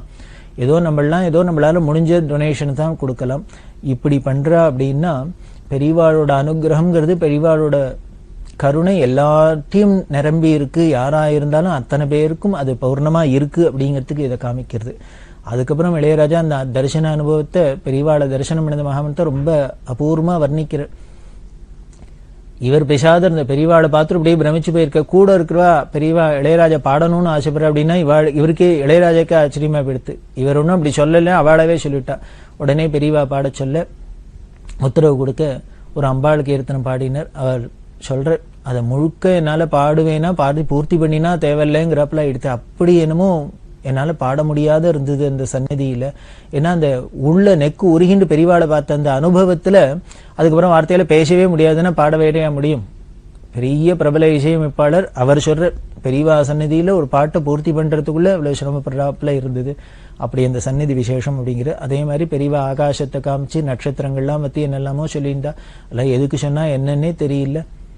அப்படி ஒரு தெய்வீக அனுபவம் அப்படின்னு சொல்ற. இது இளையராஜாவை இந்த திருப்பணியில ஈடுபடுத்தினது. இப்படி பல இடங்கள்ல பல பேரை பெரியவா இந்த திருப்பணியில ஈடுபடுத்தினா. 1982 ஜனவரி மாசத்துல ஷோலாப்பூர்ங்கிற இடத்துல இருந்தா. இந்த ஷோலாப்பூர் கேம்ப்ல இருக்கிறதே தான் பௌர்ணமி. பௌர்ணமி இன்னைக்கு 2 மாசத்துக்கு ஒரு தரம் சன்னியாசிகள்லாம் பௌர்ணமியில வபனம் பண்ணிக்கிறது அப்படிங்கிறது ஒரு சம்பிரதாயம். அதனால அன்னைக்கு காலம்பர வபனமாச்சு. ராத்திரி சந்திர கிரகணம். இந்த சந்திர கிரகணம் ராத்திரியில வந்ததுனால இது பிடிச்ச ஸ்நானம் விட்ட ஸ்நானம் எல்லாம் பண்ணி இந்த கிரகணம் முழுக்களும் பெரியவா ஜபம் பண்ணிட்டு இருப்பா. அப்படிலாம் ஆச்சு. மறுநாளைக்கு பொழுது விடிஞ்சா ஆருத்ரா தரிசனம், திருவாதிரை. அதனால வடிகார்த்தால ராத்திரி கிரகணம் எல்லாம் முடிஞ்சு உடனே விடிகார்த்தால ஸ்நானம் பண்ணி ஆருத்ரா தரிசனத்துக்கு பூஜை, மானசீக பூஜை தான் இருந்தாலும் 11 பேர் ஏகாதச ருத்ர ஜபம் பண்ண. ஏன்னா ஆருத்ரா அப்படிங்கிறோம், இந்த ருத்ர ஜபம் ரொம்ப விசேஷம். அதனால ஆருத்ரா ஜபம் பண்ணி ஏகாதச ருத்ர ஜபத்தோட இந்த ஆருத்ரா தரிசனம் முடிஞ்சது. இந்த ஆருத்ரா தரிசனத்துல பெரியவாளை தரிசனம் பண்றதுல ரொம்ப முக்கியமான காலங்கள் பிரதோஷ காலத்துல பெரியவாளை தரிசனம் பண்றது, ஆருத்ரா தரிசனத்துல தரிசனம் பண்றது, வருஷப்பருப்பன்னைக்கு விடிகாரத்தால தரிசனம் பண்றது, தீபாவளியில தரிசனம் பண்றது, இது மாதிரி விசேஷ தினங்கள்லாம் பெரியவாளை தரிசனம் பண்றது ரொம்ப ஆனந்தமா இருக்கும். பிரதோஷ மாமா ரொம்ப சொல்லிட்டு இருப்பா, இதெல்லாம் மிஸ் பண்ணக்கூடாது, அவசியம் பண்ணணும் பண்ணணும் அப்படின்னு. இந்த பிரதோஷ காலத்துல பார்த்தா அப்படியே சாட்சாத் பரமேஸ்வரனாவே இப்ப சர்வாங்க விபூதியும் ருத்ராட்சமும் கட்டுக்கிட்டா ருத்ராட்சமும் தலையில வில்லு மாலையும். பெரியவா இருக்கிற இடம் தான் கைலாசம். கைலாசம்ங்கிறது எங்கேயோ தனியா இல்ல, பரமேஸ்வரன்கிறது எங்கேயோ தனியா இல்ல. பெரியவா இருக்கிற ஸ்தலமே கைலாசம், பெரியவாளே சாட்சாத் பரமேஸ்வரன் அப்படிங்கிறத நிதர்சனமா பார்க்கலாம், இந்த ஊனக்கண்ணால பார்க்கலாம். அதே மாதிரிதான் இந்த ஆருத்ரா தரிசனத்திலையும் அப்படி அமானுஷ்யமா இருக்கும் பெரியவாளோட தரிசனம். அப்படி இந்த ஆருத்ரா தரிசனம் ஆச்சு. அதுக்கப்புறம் பின்னாலேயே பொங்கல் பண்டிகை வந்தது, போகி பொங்கல் இந்த பண்டிகை எல்லாம் ஆச்சு. அதெல்லாம் முடிஞ்சோன்னு பெரியவா அங்கேருந்து கிளம்பி சஹஸ்ரார்ஜுன் பாக் அப்படிங்கிற ஒரு இடம் அங்க தங்கிவிட்டு, அப்புறம் தாமல்வாடி, சுரட்காவ், இப்படி எல்லாம் சாங்வி மார்டே அப்படிங்கிற ஊரெல்லாம் தாண்டிண்டு பெரியவா ஒரு ஊரா தங்கி தங்கி தொல்ஜாப்பூருக்கு வந்தா. தொல்ஜாப்பூர்ல பவானி அம்பாள் க்ஷேத்திரம். சிவாஜி, சத்ரபதி சிவாஜிக்கு இந்த அம்பாள் தான் வாழ் கொடுத்து அவர் பெரிய வெற்றியை அடைஞ்சார் அப்படின்லாம் இந்த கதை சொல்றது நமக்கு. அவர் ரொம்ப பிரசித்தமான க்ஷேத்திரம், ரொம்ப சக்தி வாய்ந்த அம்பாள். அந்த தொல்ஜாப்பூர்ல போய் பவானியை தரிசனம் பண்ணிண்டா பெரியவா. அங்கேருந்து திரும்பி வந்து சாங்வி ரோடு அப்படிங்கிற இடத்துல ஒரு ஓரத்துல ஒரு ஒதுக்குப்புறமா கட்டிடம், அந்த கட்டிடத்துல கொஞ்ச நாள் இருந்திருந்தா. அந்த சமயத்துல பெரியவாளோட பீட்டாரோகணமாகி 75 வருஷம் ஆச்சு. அதாவது 1907 பிப்ரவரி மாதம் 13 பெரியவா கலவைங்கிற இடத்துல சன்னியாசாசிரம் வாங்கி இந்த காஞ்சிகாமகோடி பீடாதிபதிகளா ஆனா அப்படின்னு நமக்கு முன்னாலேயே பார்த்திருக்கும். இந்த 1982 பிப்ரவரி மாதம் 13 75 வருஷம் ஆறுது. அதனால அந்த பீடாரோகண விழாவை ரொம்ப பிரமாதமா கொண்டாடணும் அப்படின்னு சொல்லுவா. அது பிளாட்டினம் ஜூப்ளி அப்படின்பா, பவழ விழா அப்படின்லாம் சொல்லுவா. அதை ரொம்ப நன்னா கொண்டாடணும் அப்படின்னு எல்லாருக்கும் ஆசை பக்தாளுக்கலாம். ஏன்னா 75 வருஷம் சந்நியாச தர்மத்தை பரிபூர்ணமா அனுஷ்டானம் பண்ணி தன்னோட தபஸ்னால தர்மத்தை நிலைநாட்டி வேதத்தை சம்ரட்சணம் பண்ணி சாதுக்களுக்கெல்லாம் பரம அனுகிரகம் பண்ணி உலகத்துல சாந்தமும் அமைதியுமே இருக்கும்படியுமா பண்ணியிருக்கா இல்லையா, உழைச்சிருக்காளே பெரியவா. தன்னோட வாழ்க்கையை முழுக்கலும் 75 வருஷம் இப்படி உலகத்துக்காகனா லோகக்ஷேமத்துக்காகனா அர்ப்பணம் பண்ணியிருக்கா. அதனால அதை நாம அவசியம் கொண்டாடணுமே. நம்ம எல்லாம் கடமைப்பட்டிருக்கோம். பெரியவாளுக்கெல்லாம் எதை நாம பண்ணினாலும் நாம் ஏதோ நிறைய பண்ணிட்டோம், பெருசா பண்ணிட்டோம் அப்படின்னு நமக்கு வேணா தோணலாம். ஆனா அவ பண்ணியிருக்கிற தியாகத்துக்கு, அவ பண்ணியிருக்கிற கைங்கரியத்துக்கு, அவ பண்ணியிருக்கிற அனுகிரகத்துக்கு என்ன பண்ணினாலும் போறாது. எத்தனை பண்ணினாலும் என்ன பண்ணினாலும் இன்னும் நிறைய பண்ணணும். அப்படி அவ பண்ணியிருக்கா. ஏன்னா தாயார் நமக்கு பால் குட்டி வளர்க்கிறா. நாம பிற்காலத்துல தாயாருக்கு என்னெல்லாமோ பண்றோம், திருப்பி சிசுருஷ பண்றோம். இருந்தாலும் தாயார் பண்ணின நமக்கு பண்ணின அந்த அன்புக்கு பிரீதிக்கு ஈடா ஆயிடுமா நாம பண்ணின கைங்கரியம்லாம்? அதை போலதான் இங்கேயும் பெரியவாளுக்கு எவ்வளவு பண்ணினாலும் போறாது. அதனால எல்லா பக்தாளுக்கும் ரொம்ப ஆசை இந்த பீடாரோகண பவழ விழாவை பிளாட்டினம் ஜூப்ளியை ரொம்ப நன்னா கொண்டாடணும். பெரியவாளுக்கு கொண்டாடணும்னா என்ன பண்ணணும்? அவளுக்கு வேற ஏதானும் பண்ணணுமா என்ன? ஒண்ணும் வேண்டாம். அவளுக்கு பிரியமான வேதசாஸ்திர வித்வான்களுக்கெல்லாம் கௌரவப்படுத்துறது, பெருசா வித்வத் சதஸ் நடத்துறது, ஹோமங்கள் பண்றது, இப்படி வைதீகமா எப்படி கொண்டாடணும் அப்படின்னு தான் பெரியவாளுக்கு ஆசைப்பட்டா பக்தாள்லாம். அதை பெரிய விழாவா பண்ணணும் ஏற்பாடு பண்ணா. சங்கர பக்த ஜனசபா அப்படின்னு இருக்கு. அதுல வைத்தியநாதன் அப்படின்னு வைத்தாமம்மா இருக்கா. இவ எல்லாருமா சேர்ந்துட்டு இன்னும் எல்லா பக்தாலும் சேர்ந்து இதை பெருசா கொண்டாடணும். அதையும் பெரியவா இருக்கிற இடத்துலயே சோலாப்பூர்லயே கொண்டாடணும் அப்படின்னு ஆசைப்பட்டா. ஆனா பெரியவா அங்க கொண்டாடக்கூடாது அப்படின்ட்டா. தான் இருக்கிற இடத்துல எதுவும் பண்றதுக்கு பெரியவா எப்பொழுதுமே சம்மதிச்சதில்லை.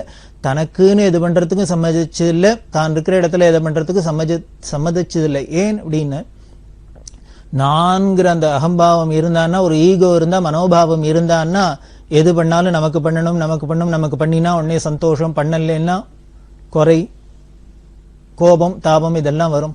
அது எல்லாத்தையும் விட்ட பரபிரம்மம், பிரம்மனிஷ்டர், பிரம்மஜானி, பட்டகட்ட அதுகிட்ட போய் நீன்னு நாம தான் ஞாபகப்படுத்துறமே வழிய, நமக்கு தான் அவர்னு ஞாபகம் இருக்க வழிய, அதுக்கு தான்கிற பாவமே கிடையாது. அதனாலதான் இதெல்லாம் வேண்டாம் வேண்டாம் அப்படின்னு சொல்லியிருந்தது. அதனால என்ன பண்ணிட்டான்னா, பக்தாளோட ஆசைக்காக இது எல்லாத்தையும் காஞ்சிபுரத்துல காமாட்சி கோவில்ல பண்ணுங்க அப்படின்னுட்டா. ஏன்னா அம்பாள் சந்நிதியில பண்றது பெரிய திவ்ய கஷேத்திரம், அதனால அங்க பண்ணணும் அப்படின்னு. இங்க என்னென்ன எல்லாம் யாராரு பண்ணணும்னு நினைச்சிருந்தாலோ இந்த வித்வத் சதஸ் இன்னும் இந்த வைதிக காரியங்கள் ஹோமம் எல்லாத்தையும் அங்கே போய் காஞ்சிபுரத்தில் போய் காமாட்சி கோவிலில் பண்ணுங்க அப்படின்னு உத்தரவு பண்ணிட்டா. அப்படி அந்த பீட்டாரோகணம், ஏன்னா பிப்ரவரி மாதம் வந்துருந்ததுனால இந்த பீட்டாரோகண பவழ விழா ரொம்ப விமரிசையாக நடந்தது. அப்போ பெரியவா என்ன பண்ணா, சிந்துபல் அப்படிங்கிற இடத்துக்கு வந்தா. அந்த சிந்துபல்லுக்கு வந்தோடனே ஏகாம்பரம் அப்படிங்கிறவர்கிட்ட கேட்டா, நீ முன்னால இந்த கேம்ப் பார்க்கறதே ஏதோ ஒரு இடம் சொன்ன, அந்த சிந்துபல்லுல என்னன்னா பக்கத்துல 3 கிலோமீட்டர்ல ஒரு பக்கத்துல காட்டு பாதை மாதிரி போகும். போனா உள்ளுக்குள்ள ஒரு கோவில், பழமையான கோவில், ஃபர்ஸ்ட் கிளாஸ் கோவில். அந்த சூழ்நிலையே ரொம்ப நல்லா இருக்கும். ஒரே வனப்பிரதேசம் மாதிரி இருக்கும். அதுக்கு நடுப்புற நல்ல பிரமாதமா கோவில் உள்ள சிவன் கோவில். அது சுவாமி பெரிய சிவலிங்கம், முத்கலேஸ்வரர் அப்படின்னு பேரு. முன்னால பெரிய மண்டபம், இந்த மண்டபத்திலேயே 50 பேர் 60 பேர் உட்காரலாம். அப்படி ஒரு பெரிய மண்டபம். சுத்தீவிர வேற ஒன்றும் கிடையாது. பக்கத்துல ஒரு ஓடும், தண்ணி அதுல தீர்த்தம் ஓடின்னு இருக்கும். இப்படி ஒரு அழகான இடம். இதை பார்த்துட்டு வந்து முன்னாலேயே சொல்லியிருக்கிற மாதிரி இடம் இருந்ததுன்னு அதை பெரியவா மனசுல வச்சிருந்தா. மனசுல வச்சுண்டு இப்ப ஏகாம்பரத்திட்ட கேட்டா, சிந்துபல் வந்தோடனே நீ ஏதோ ஒரு இடம் சொன்னியா, அந்த இடத்துக்கு அழிச்சுன்னு போலாம் வா அப்படின்னுட்டு. சரின்னு பெரியவா காலங்காலத்தாலே ஏந்தினு விடிகாரத்தாலே ஏந்தினு இவா தன்னோட கர்மாக்களை முடிச்சுண்டு இவா 1 மணி ஜபம் பண்றதையே கூட நடந்தே போயிட்டு பண்ணிட்டு இருப்பா. பண்றதே ஏகாம்பரத்திட்ட கேட்டா, அந்த இடத்துக்கு அழிச்சுன்னு போன்னு சொல்லி அந்த இடத்துக்கு போயின்னு இருக்கு. போறதே பெரியவா சொல்றா, என்னோட பரமகுரு ஆராதனை வருது, அதாவது கலவ பிரிவு ஆராதனை வருது. சிவராத்திரிக்கு முன்னால வர அஷ்டமி திதியில அவளுக்கு ஆராதனை வரும். அவ ஆராதனை வருது, பரமகுரு ஆராதனை வருது. நான் இங்க பண்ண வேண்டான்னு மேட்டூர் ராஜகோபால்கிட்ட சொல்லிட்டேன். புதுப்பிரிவா எங்க இருக்காளோ அந்த கேம்ப்ல பண்ணிட்டோம் அப்படின்னு சொல்லிட்டேன். ஏன்னா இங்க வசதி எல்லாம் சுமாரா இருக்கு, இடம் எல்லாருக்கும் கஷ்டமா இருக்குன்னு வேண்டான்னு சொல்லிட்டேன். அவ இருக்கிற இடத்துலயே 32 பிராமணால வச்சு ஆராதனை பண்ணுட்டேன். நான் இருக்கிற இடத்துல குரு ஆராதனை மட்டும் பண்ணினா போறோம்னு சொல்லிட்டேன். அப்படி எல்லாம் சொல்லியிருந்தா. முன்னால அப்படிதான் சொல்லியிருந்தா. ஏன்னா இந்த ஆராதனை வருது, ஆராதனைக்கு ஏற்பாடெல்லாம் பண்ணணும், நல்ல இடமா பார்க்கணும், மடி ஆச்சாரத்துக்கு எல்லாம் சௌரியமா இருக்கணும், தீர்த்த வசதி இருக்கணும் அப்படின்னு ஏற்பாடு பண்ணி முன்னதாவே ஏற்பாடு பண்ணணும்னு அவள்லாம் கேட்டு இருந்தாக்க பெரியவா வேண்டாம் அப்படின்னு விட்டா. புதுப்பிரிவா இருக்கிற இடத்துலயே பண்ணட்டும் அப்படின்லாம் சொல்லிட்டா. அதனால இவா இங்க இப்ப ஆராதனை இல்லை அப்படின்னு தீர்மானத்துல இருக்கா. ஆனா இப்போ இந்த சிந்துபல்லுக்கு நடந்து போறதே பெரியவா ஏகாம்பரத்திட்ட சொல்றா. அதனால ஒண்ணு பண்ணு, புதுசா சட்டிபானை வாங்கிட்டு அதுல ஒரு அன்னம், பருப்பு, கீரை இது மாதிரி சமையல் பண்ணு. ஒரு 4 பேருக்கு 4 பிராமணாளுக்கு காலெலும்பி ஒரு சாப்பாடை போட்டுடலாம் அப்படின்னு தோன்றது அப்படின்னா அதுக்கு ஏற்பாடு பண்ணு அப்படின்னா. முதல்ல இங்க வேண்டாம் அப்படின்னுட்டு இப்ப நாளைக்கு பொழுது விடிஞ்சா ஆராதனைன்னா இப்ப காலங்காலத்தால போறதே என்ன சொல்றா, சிம்பிளா ஒரு சமையலை பண்ணி ஒரு சட்டிப்பானையில, புது சட்டிப்பானையில சமையலை பண்ணி 4 பேருக்கு காலெலும்பி சாப்பாடு போடணும் அப்படின்னு சொல்லணும். அதுக்குள்ள சிந்துபல் வந்துருத்தோ உடனே அதை தாண்டி அந்த காட்டு வழின்னு சொன்னமே, அங்க போய் 1 கிலோமீட்டர் 2 கிலோமீட்டர் தாண்டி போனா ஒரு அழகான கோவில். அந்த கோவில்ல பெரியவா உட்காந்துனுட்டா. அந்த ஓடையில தீர்த்தம் இருக்குன்னு தீர்த்தத்துல ஸ்நானம் பண்ணினா தன்னோட அனுஷ்டானம் எல்லாம் பண்ணிட்டு உட்கார்ந்துருக்கா. அந்த சமயத்துல சென்னையில அசோக் நகர்ல ராமூர்த்தி அப்படின்னு ஒரு பக்தர், அவர் கார்ல தரிசனத்துக்கு வந்திருந்தார். வந்தவர் என்ன பண்ணார், 3 டஜன் பேயம்பழம், ஒரு 1/2 டஜன் 9 வேஷ்டி இதை வாங்கிட்டு கொண்டு வந்து பெரியவாள்கிட்ட வச்சு நமஸ்காரம் பண்ணினார். பெரியவா அவர் யாரு என்ன எல்லாம் விசாரிச்சு அவர்கிட்ட பேசிட்டு ஏகாம்பரத்திட்ட சொல்றா, அங்க பாரு, அவர் பழம் அத்தனை பேயம்பழம் கொண்டு வச்சிருக்காரு, 9 வஸ்திரம் வேஷ்டி வச்சிருக்காரு. அந்த வேஷ்டி பழம் எல்லாம் என்ன பார்த்து பரமகுரு ஆராதனை பண்ணு, எங்களை வச்சு பரமகுரு ஆராதனை பண்ணுன்னு சொல்றாப்புல இருக்கு அப்படின்னு.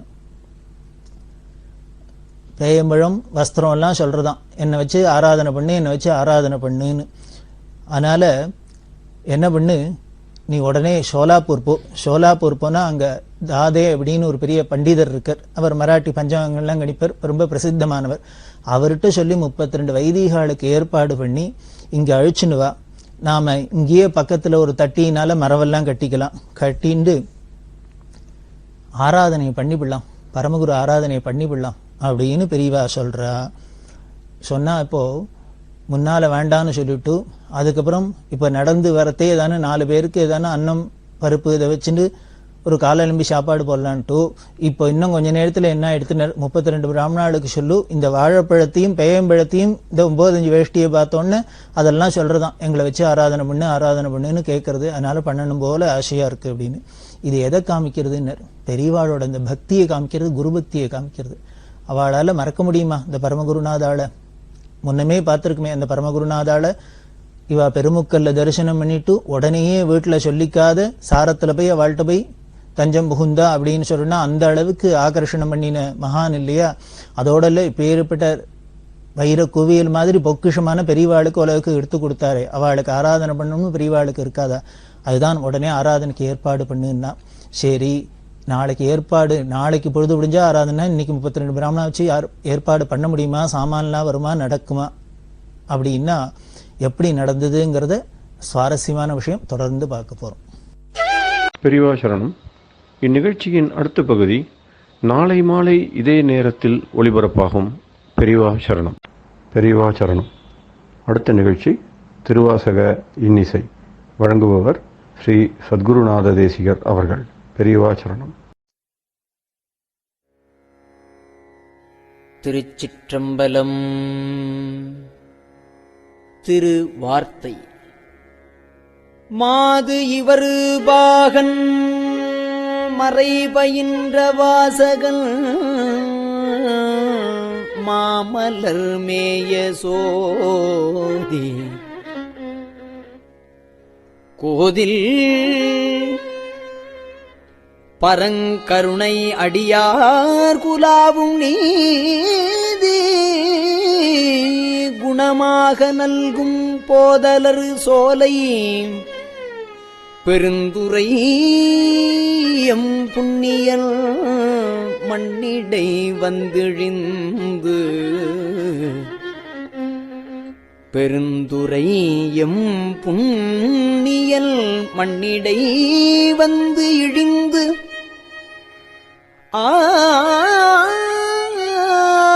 ஆதிப்பிரமும் வெளிப்படுத்த அருள் அறிவார் எம்பிரானாவாரே.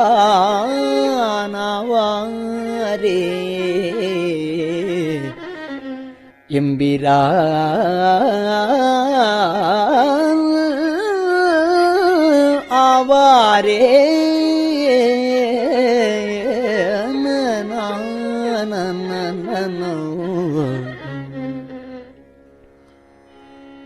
மாலையன் வானவர் கோனும் வந்து மாலையன் வானவர் கோனும் வந்து வணங்க அவர்க்கு அருள் செய்த ஈசன் ஞாலம் அதனிடை பந்திழிந்து நன்னறி காட்டி நலம் திகழும் கோலமணி அணிமாடம் கோல மணி அணிமாடம் நீடு குலாவும் இடைவை மட நல்லாட்கு சீலமிக கருணை அளிக்கும் திறம் அறிவார் எம்பிரானாவாரே.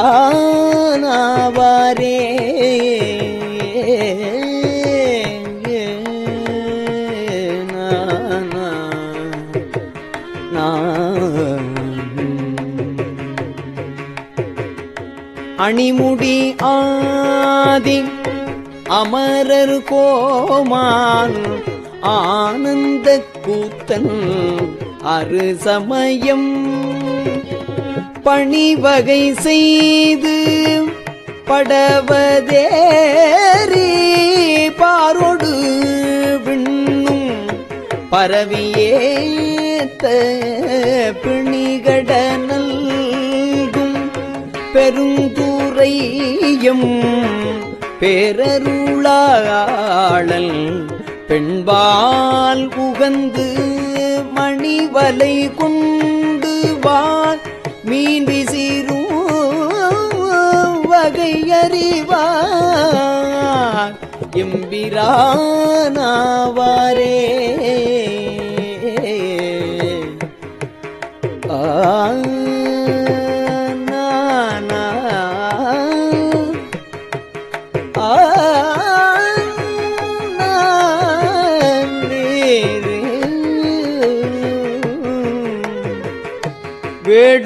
வேடுருவாகி மகேந்திரத்து மிகு குறைவானவர் வந்து தன்னை தேட இருந்த சிவபெருமான் சிந்தனை செய்து அடியோங்கள் உய்ய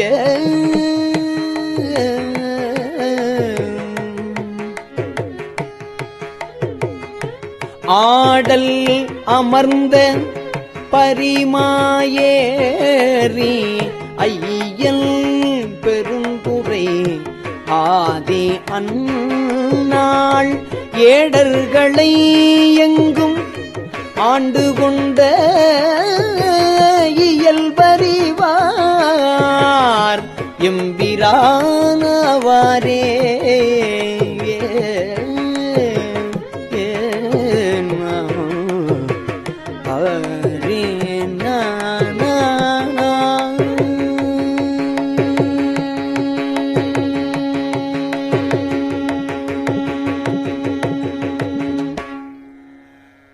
வந்து இமையோர்கள் வணங்கியேத்த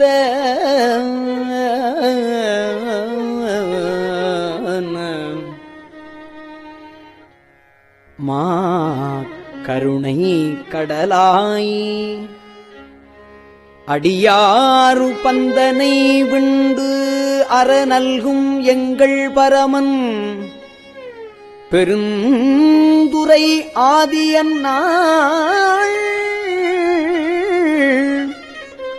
உந்து திரைக்கடலை கடைந்து அன்று ஓங்கு மதிலி இலங்கை அதனில்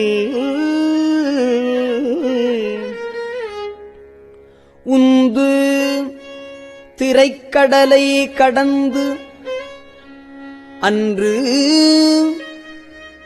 ஓங்கு மதில் இலங்கை அதனில் பந்தனை மெல் விரலாள்க்கு அருளும் பரிசறிவார் எம்பிரான் ஆவாரே.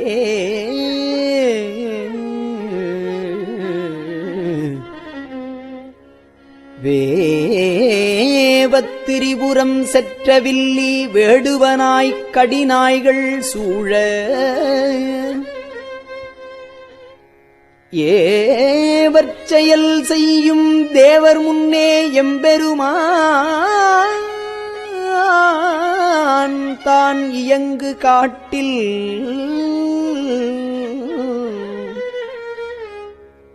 ஏ உண்ட பன்றிக்கு இறங்கி ஈசன் எந்தை பெருந்துரை ஆதி அன்று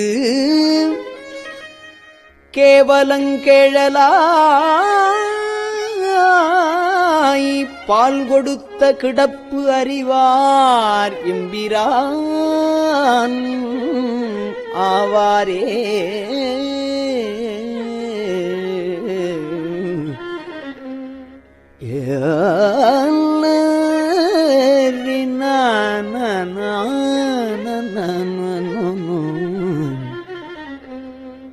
நாதம் உடையதோர் நற்கமல போதினில் நன்னிய நன்னுதலார் ஓதி பணிந்தலரு தூவியேத்த ஒளிவளர் சோதியம் ஈசன் மன்னும் போதலர் சோலைப் பெருந்துரையம் புண்ணியன் மண்ணிடை வந்து தோன்றி பேதங்கெடுத்து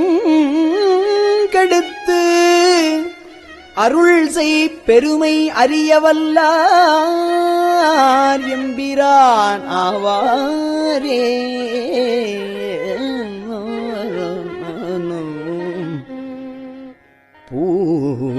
பூவலரு கொன்றைய மாலை மார்பன் போர் உயிர் வன்புலி கொன்ற வீரன் மாது நல்லாள் உமை மங்கை பங்கன்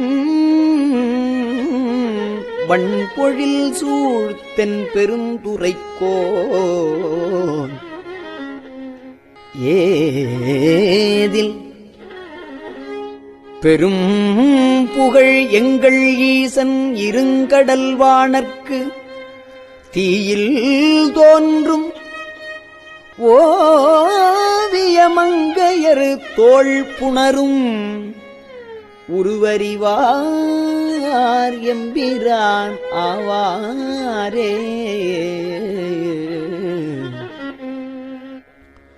தூவெள்ளை நீரணி எம்பெருமான் தூவெள்ளை நீரணி எம்பெருமான் சோதி மகேந்திரநாதன் வந்து தேவர் தொழும் பதம் வைத்த ஈசல் தென்னல் பெருந்துரையாளி அன்று காதல் பெருக கருணை காட்டி தன் கழல் காட்டி கசிந்துருக கேதங்கெடுத்து என்னை ஆண்டருளும் கிடப்பறிவார் எம்பிரானாவாரே.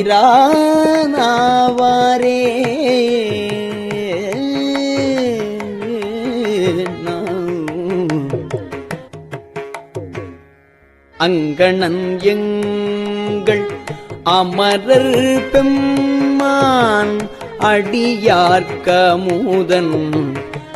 அவனி வந்த எங்கள் பிரான் இரும் பாசம் தீர இகபரமாயதோர் இன்பம் எய்த சங்கம் கவர்ந்து வன் சாத்தினோடும் சதுரன்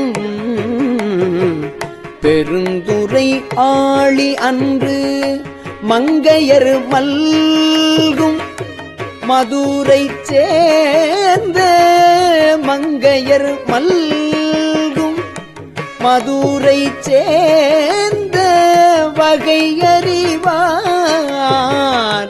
எம்பிரான் ஆவாரே.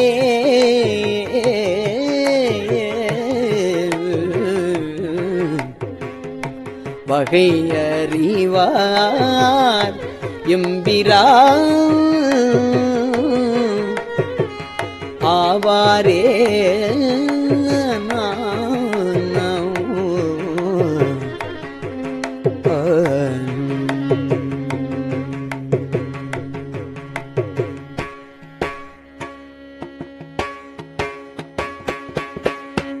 திருச்சிற்றம்பலம்.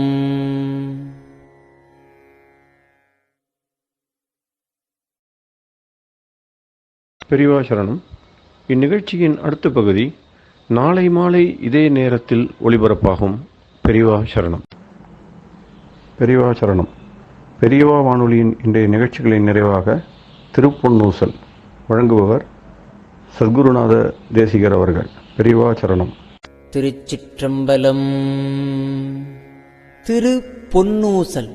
தெங்குலவு சோலை திரு உத்தர கோசமங்கை தெங்குலவு சோலை திரு உத்தர கோசமங்கை தங்குலவு சோதி தனியுருவம் வந்தருளி எங்கள் பிறப்பறுத்திட்டு எந்தரமும் ஆட்கொள்வான் பங்குலவு கோதையும் தானும் பணி கொண்ட கொங்குலவு கொன்றை சடையான் குணம் பரவி பொங்குலவு பூன்முலையே பொன்னூசலாடாமோ பொங்குலவு கொன்றை சடையான் குணம் பரவி பொங்குலவு பூன்முலையே பொன்னூசலாடாமோ பொங்குலவு பூன்முலையே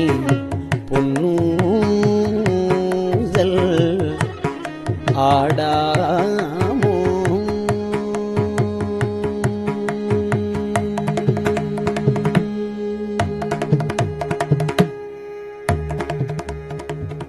திருச்சிற்றம்பலம்.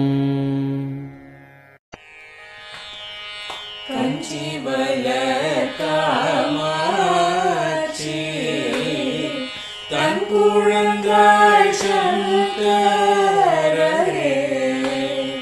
கஞ்சி வளர் காமாட்சி தங்குழந்தாய் சங்கரரே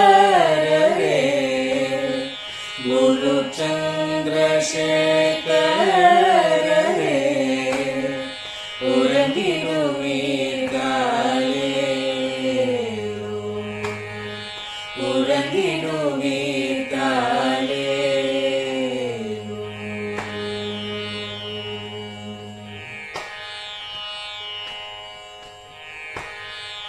ஆதிகுரு சங்கரராய் அன்றொரு நாள் வந்தவரே 68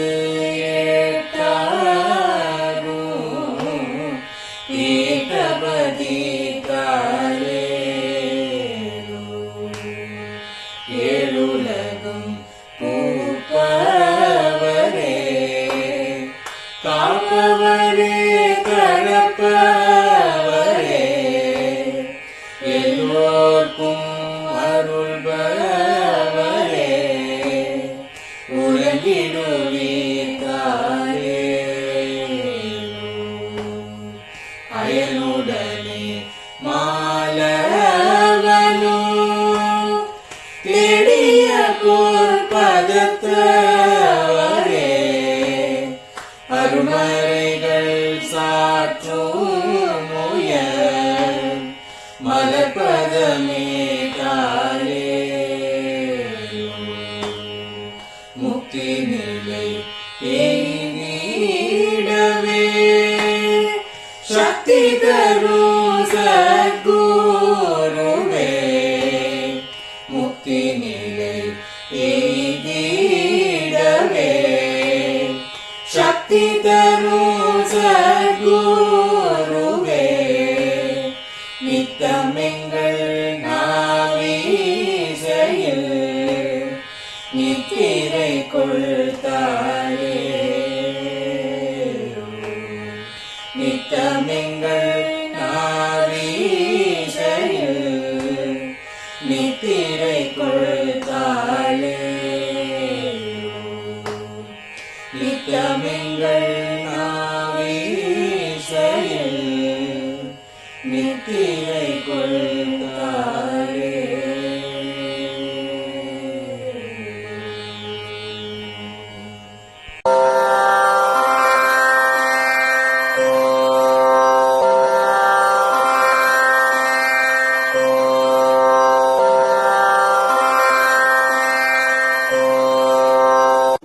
பெரியவா சரணம்.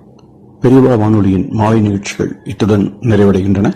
எமது அடுத்த ஒளிபரப்பு நாளை காலை இந்திய நேரப்படி 6 மணிக்கு துவங்கும். பெரியவா சரணம்.